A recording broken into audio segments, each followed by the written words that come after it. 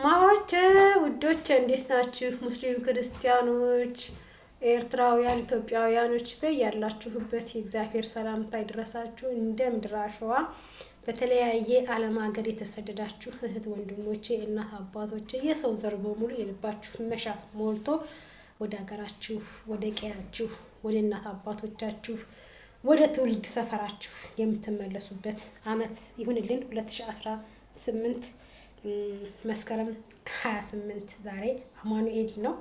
አማኑኤል አባቴ ያው አማኑኤልም መድኃኒዓለምም ባልወልድም እዛው ራሱ ፈጣሪያችን መድኃኒታችን ኢየሱስ ክርስቶስ ነውና ያው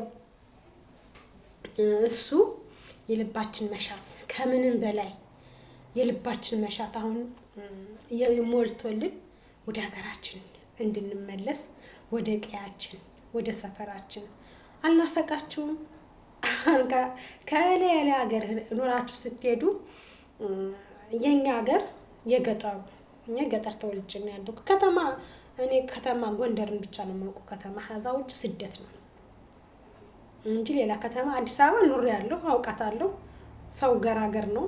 የአዲስ አበባ ሰው መልካም ነው። አብሮ በልቶ አብሮ ጠጥቶ የተራበን አብልቶ እውነት ጧት እንኳን ቤተክርስቲያን ልትሰሙ ስትሄዱ በመንገድ ላይ ዳቦ ጋግረው ለምስኪኖች ለጎዳና ተዳዳሪዎች ሲሰጡ ነው የማያቸው። የአዲስ አበባ መልካም ሀገር ነው። እውነት ለመናገር እኔ አዲስ አበባ መኖር አልፈልግም፣ ደስ አይለኝም ለመኖር። ግን ደግሞ ለአንድ አመት ለሁለት አመት ወደዚህ ሀገር እስክመጣ ድረስ አይቼዋለሁ። ሰው ገራገር ነው፣ መልካም ነው። የድሃ የሚኖርባት ሀገር ናት አዲስ አበባ። ድሃ የምትኖርባት ሀገር ናት አዲስ አበባ ማለት ነው። ሰርታችሁ ማደግ የምትችሉባት ሀገር ናት። ፍቅር ናት አዲስ አበባ። ግን ገጠር ነው። እኔ በአብዛኛውን ጊዜ እድገቴም ትውልዴም ገጠር ነው። ደስ የሚለኝ ገጠር ነው ለመናገር። ጧት ተነስታችሁ ከፍቱ ህበረት ተከፍቶ ወጥቶ ሳር እየበላ በክረምታውን ሳር ታጭዱለት ያድራል። ሌሊት ሲበላ ያድራል። ጧት ደግሞ ሲከፈት ከበረቱ ሲወጣ በሰላም ወጥ እንደወጣችሁ በሰላም ግቡ ይባላሉ። ልክ እንደ ሰው ማለት ነው። በረት ሲከፈት ልክ እንደ ሰው እንዴት አደራችሁ እግዚአብሔር ይመስገን ብለው ነው በረት የሚከፍቱ። እናቴ እንደዛ ስትል ነው የምሰማት። ማለት እንስሳ ናቸው፣ ምንም ማያውቁም፣ አፋቸው መናገር የማይችል እኛን አምኖ ተጠግተው ነው የምትልና እና ገጠር ላይ አሁን በክረምት ስትወጡ ጧት ጤዛው ጭፈፈፈፈፈፈ ብሎ ከፍቶቹ ደግሞ ወጥተው ሳራቸውን ሲበሉ አተላ ሲደረግላቸው ወደ እርሻ ሲሄዱ ሲመለሱ ደግሞ አተላው ከበራፍ ላይ ይቆያቸዋል። ደፍ ደፍ ደፍ ደፍ ደፍ ደፍ ብለው መጥተው ይበላሉ፣ አተላቸውን ይጠጣሉ። እንደዛ ነው ገጠር። እና ስትሄዱ ከከተማ ኑራችሁ ስትሄዱ የገጠር ጎረቤት ማርያምን ቆሏቸውን በቆለምሽሽ ይዘው እንጀራቸውን በጨው ቀብተው በበርበሬ ነስንሰው እንኳን ደስ አለሽ እንኳን በሰላም ለሀገርሽ መሬት አበቃሽ ምናምን ከበሬታቸው ወይኔ ደስ ሲሉ በቃ ሲስሙ ይሄን አንገታቸው ውስር ነው ስርስር አድርገው ንቅ አድርገው የሚስሙ ራሱ ማለት ነው። እኛ ከተማ ኑረን በቀን 2 እና 3 እንታጠባለን፣ ሽቶ እንቀባባለን፣ እንወላወላለን። ማናረገው ጉድ የለም። እኛ ገጠር ግን እንደው እንጃ እንደዛ ጭስ እየጨሰባቸው እንጀራ ጋግረው ወጥ ሰርተው ምን ብለው ጠጋ ሲሏችሁ እኮ ሽታቸው ደስ ሲል ምንም የሚቀይር የለም ሽታቸው፣ ወዛቸው። እኛ ግን አሁን ሳንታጠብ 2 ቀን ብናድር እንሸታለን። ለምን? ሳሙና ይሄ ዶዶራንቱ ምናምን ለምዷል ሰውነታችን። እነሱ ግን ጠረናቸው ደስ ነው የሚል። ማርያም ደስ እኔ እንጃ የገጠር ልጅ ስለሆንሽ ነው ወይ ልትሉኝ ትችላላችሁ። ኦፍኮርስ ነው የገጠር ልጅ ነው። በጣም ገጠር መሆኔን ደስ ነው የሚለኝ። የትውልድ ሀገሬን ቀዬን እወዳለሁ። የገጠር የገበሬ ልጅ በመሆኔ ደስ ይለኛል። ለምን? አሁን መስከረም ላይ ግን የበቆሎ እሸት ይደርሳል ገጠር። ህዳር አሁን ጥቅምት ላይ የስንዴው እሸት ይደርሳል። ህዳር ላይ የአተሩ የባቄላው እሸት ይደርሳል። ጥር ላይ ደግሞ ጤፉ ይወቃል። ታህሳስ ላይ ጥር ላይ ስንዴው ይወቃል።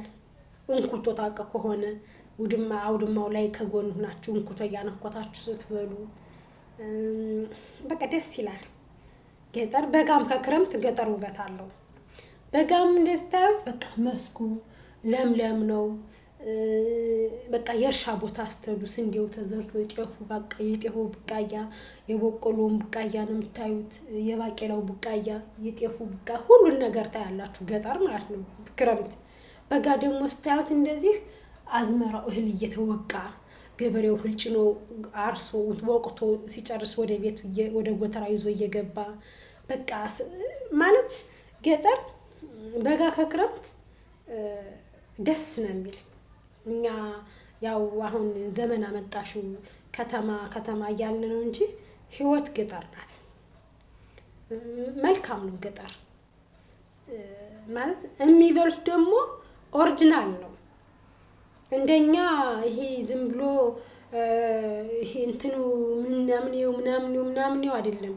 ኦሪጂናል ምግብ ዘርተው ነው የሚበሉት። ሽንኩርት ዘርተው፣ ድንች ዘርተው ሁሉ ነገር ከጓሯቸው ከማሳቸው የወጣ ነው የሚበላው። ጣዕምና አለው ገጠር ማለት ነው። ከተማ አሁን ስትሄዱ በቃ አለ አይደል ሁሉ ነገር ክሬም አሁን ስደት ሀገር በተለይ ስደት ሀገር ስትሄዱ ምግባቸው ሁሉ ክሬም ነው። ምግባቸው ሁሉ የሆነ ቅባት የበዛበት ነው ምናምን። እኛ ሀገር ቅባት የበዛበት አይበላም። እውነት ለመናገር ቅባት የበዛበት አይበላም፣ ዘይት የበዛበት አይበላም። ወጣቸው ዘይት ጠብ አድርገው ነው የሚሰሩት፣ ግን ጥብ አድርጋ ተሰራችሁ በጣም የምጣፍጥ ታስቆረጥማለች።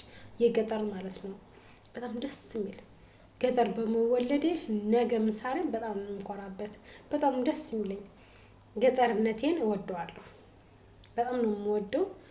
የገጠር ልጅ ስለሆንኩኝ እግዚአብሔርን አመሰግነዋለሁ። ስብዕና አለው የገጠር ልጅ፣ ፍራ እግዚአብሔር አለው። እኔ ከተማ ልጅ ፍራ እግዚአብሔር የለውም እያልኩ አይደለም፣ ይቅርታ አድርጉልኝ። ግን ደግሞ የገጠር ልጅ ስነ ስርዓት ተቆንጥጦ ነው ያደገ። አስታውሳለሁ እኔ አንዴ ትምህርት ቤት ሂጄ እኔ ትድጌ ቀብጬ ነው ያደኩት ከአያቴ ጋር ነው። አያቴ በጣም መልካም ሰው፣ ደግ ትሁት ሰው ናትና ትምህርት ቤት ሂጄ ስመለስ እስክርቢቶ እንደሞላ ወድቆ አገኘሁ። አንጠልጥዬ ለአያቴ ወሰድኩና እስክርቢቶ ወድቆ አግኝቼ ምናምን ስላት ርብስማም ካሁኑ አለችና እሷ ሰርቄ ወሰድኩት ነው የመስራት። ካሁኑ አንጠልጥለሽ ያመጣሽ የሰው ገንዘብማ ነገማ ሌላ አለችና በዚህ ገባችና በዚህ ውስጥ በጭነት እርጋ ንገሪው እንትን ማርያምን ብዬ ነው የታመንኩኝ። ማርያምን አልሰራኩም፣ ወድቆ ነው ያገኘሁት። ከፈለግሽ ነገር ውስጥሽ ለመመር ስጫልኳትና አብራይ ጧት ቁርሴን አላስበላችኝ። የኔ ውድ እናት ነት ስነ ስርዓት አዝዛን ያሳደገችኝ። ቁርሴን እንኳን አላስበላችኝ። እውነቷን ሳላረጋግጥ ቁርስሽን አትበያትም ብላ ማለት ነው። እዛ ትምህርት ቤት ስሄድ እስክሪብቶ ትናንት የጠፋበት ብላ ቁማ ሰልፍ ላይ ቁመን እኛ እየተሰልፈን ልጄ ወድቆ አግኝቼው ነው ብላ ነው ያመጣችው።